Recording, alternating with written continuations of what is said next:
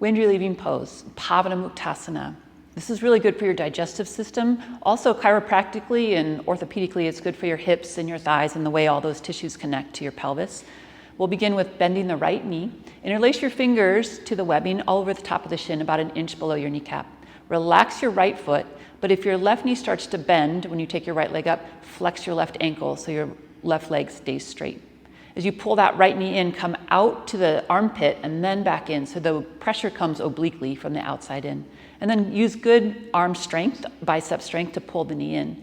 Sometimes the outside elbow, so in this case the left elbow, kind of wings out, and you want to tuck it right next into your ribs. Pulling down, keep breathing against the compression. This is where you're pushing pressure against your ascending colon, and you're pulling the belly in and down towards this floor.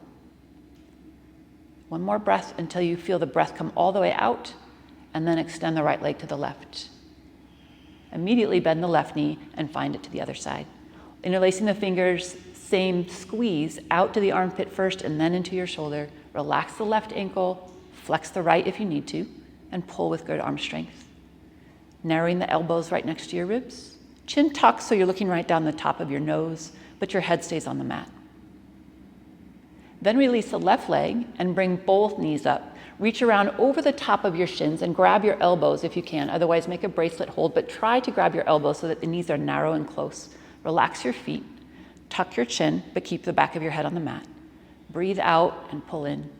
The pressure builds as you breathe in, but don't let the pressure off with your arms. Keep squeezing your knees in. And release. Let your legs extend, your arms by your side. Eyes stay open for Savasana.